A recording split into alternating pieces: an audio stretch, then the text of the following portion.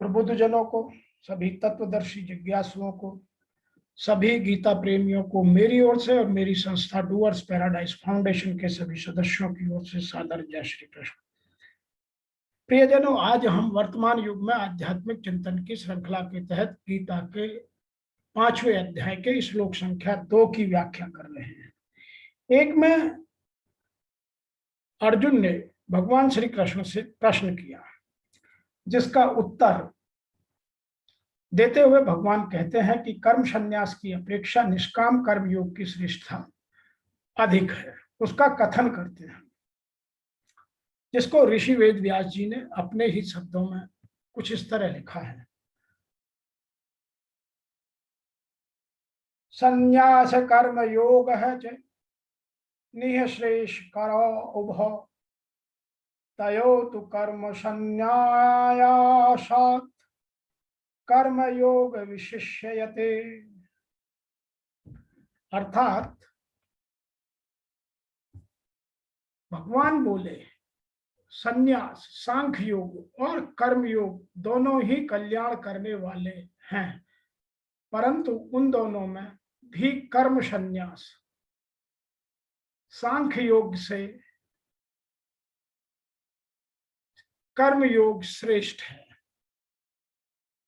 उस बात को कहने के लिए भगवान कहते हैं कि यद्यपि सांख्य योग और कर्म योग दोनों ही मनुष्य का कल्याण कर पाते हैं, दोनों ही स्थिति में मनुष्य का कल्याण हो जाता है, तथापि कर्म योग के अनुसार अपने कर्तव्य पालन करना ही श्रेष्ठ है। कर्म योग सांख्य योग की अपेक्षा श्रेष्ठ और सुगम है। The Lord Krishna says, renunciation and pursuance of the action both lead to the highest bliss. But of the two, pursuance of action is better than their renunciation. अर्थात भगवान के सिद्धांत के अनुसार सांख्य योग और कर्म योग का पालन प्रत्येक वर्ण, आश्रम, संप्रदाय आदि के मनुष्य कर सकते हैं।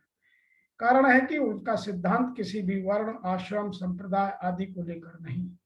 इसी अध्याय के पहले श्लोक में अर्जुन को कर्मों का त्याग करके विधि पूर्वक ज्ञान प्राप्त करने की प्रचलित प्रणाली को कर्म संन्यास के नाम से कहा, परंतु भगवान के सिद्धांत के अनुसार ज्ञान प्राप्ति के लिए सांख्य योग का पालन प्रत्येक मनुष्य स्वतंत्रता से कर सकता है और उसका पालन करने में कर्मों का स्वरूप त्याग करने की आवश्यकता भी नहीं है।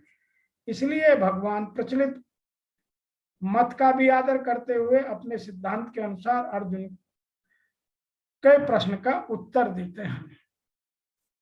अतः हमें इन चीजों को जानकर, इन चीजों को समझकर आगे की व्याख्या करनी चाहिए। यहाँ लिखा है संन्यास कर्मेण च, तो यहाँ संन्यास पद का अर्थ सांख्य योग है, कर्मों का स्वरूप से त्याग नहीं। अर्जुन के प्रश्न का उत्तर देते हुए भगवान कर्मों के त्याग पूर्वक संन्यास का विवेचन न करके कर्म करते हुए ज्ञान को प्राप्त करने को सांख्य योग का मार्ग बतलाया है। उसका विवेचन करते हैं, उसको स्पष्ट से बताते हैं। उस सांख्य योग के द्वारा मनुष्य प्रत्येक वर्ण, आश्रम, संप्रदाय आदि में रहते हुए प्रत्येक परिस्थिति में स्वतंत्रता पूर्वक ज्ञान प्राप्त कर सकता है, अर्थात अपना कल्याण कर सकता है। सांख्य योग की साधना में विवेक विचार की मुख्यता रहती है। विवेक पूर्वक तीव्र वैराग्य के बिना यह साधना सफल नहीं हो पाती। इन साधनों में संसार की स्वतंत्र सत्ता का अभाव होकर एकमात्र परमात्मा तत्व पर ही दृष्टि सदैव रहती है। राग मिटे बिना संसार की स्वतंत्र सत्ता का अभाव होना बहुत कठिन है। जब तक आपकी कामना, आसक्ति, राग इन सब का अंत ना हो तब तक यह संभव नहीं है। इसलिए भगवान ने देहाभिमान के लिए यह साधन क्लेश युक्त बताया है। यह बात आपको 12वें अध्याय के श्लोक संख्या 5 में समझने को मिलेगी। कर्म योगश्य, भगवान मानव मात्र के या मानव मात्र में कर्म करने का राग अनादिकाल से चला रहा है, जिसे मिटाने के लिए कर्म करना आवश्यक है। यह बात गीता के 5वें अध्याय के श्लोक संख्या 3 में भी आएगी।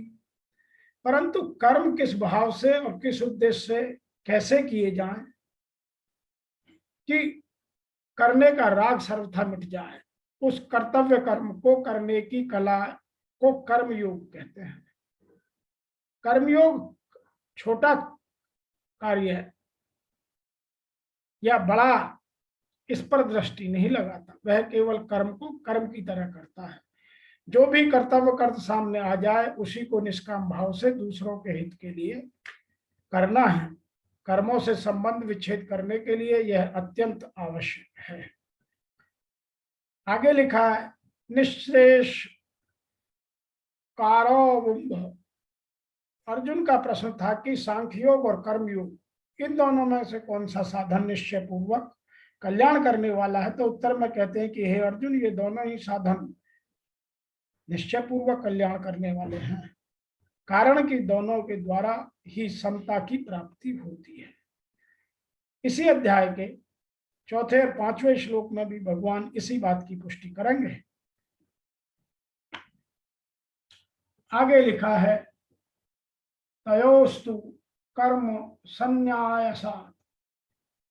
एक ही सांख्य योग के दो भेद हैं। एक तो 4 अध्याय के 34वें श्लोक में कहा गया, जिसमें कर्मों का स्वरूप से त्याग, और दूसरे अध्याय के 11वें से 30वें श्लोक तक कहा सांख्य योग, जिसमें कर्मों का स्वरूप से त्याग नहीं है। यहाँ कर्म संन्यासात् पद दोनों ही प्रकार के योगों के लिए आया है। अब यहाँ एक बात और पैदा होती है कि कर्मयोग और सांख्य योग में भगवान कर्म योग को श्रेष्ठ बता रहे हैं। कर्म योगी सेवा करके या सेवा करने के लिए सबको अपना मानता है या किसी को अपना नहीं मानता,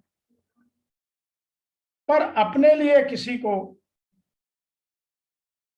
अपना दोनों स्थिति में नहीं मानते, सांख्य योग में भी और कर्म योग। अतः कर्म योग में स्पष्टता ज्यादा है, उसको समझना स्वीकार करना हमारे लिए आसान है। केवल असत के ज्ञान से, अर्थात असत को असत जान लेने से राग की निवृत्ति नहीं होती। असत को असत जानने से उसकी निवृत्ति तभी होती है जब अपने स्वरूप स्थित होकर असत को असत रूप में जानते हैं। स्वरूप में स्थिति कारण निरपेक्ष है, परंतु बुद्धि आदि कारणों से असत सत जानने की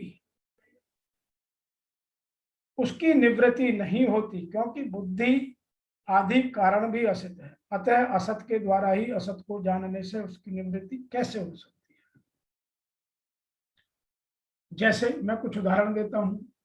सिनेमा में दिखने वाले पदार्थ आदि सत्ता नहीं है, ऐसा जानते हुए भी हम उसका राग हो जाता है। दर्पण में चेहरा हमारा चेहरा नहीं है, वह प्रतिछाया है, लेकिन हमें राग हो जाता है। इसी तरह बहुत सारी चीजें हैं जिनको हम समझ सकते हैं। देखने में या देखने से चरित्र, समय, नेत्र शक्ति, धन, इन चारों का नाश हो जाता है। ऐसा जानते हुए भी राग के कारण हम सिनेमा देखते हैं, दर्पण को देखते हैं, और बहुत सारे इस तरह के राग के कृत्यों में हम लगे रहते हैं। यदि राग न हो तो वस्तु की सत्ता मानने पर भी उसमें राग उत्पन्न नहीं होगा। इसलिए साधक का प्रमुख काम होना चाहिए राग का अभाव करना, सत्ता का अभाव करना नहीं। सत्ता तो स्वयं ही राग के अभाव में समाप्त हो जाएगी, क्योंकि बांधने वाली वस्तु राग या संबंध है, सत्ता नहीं।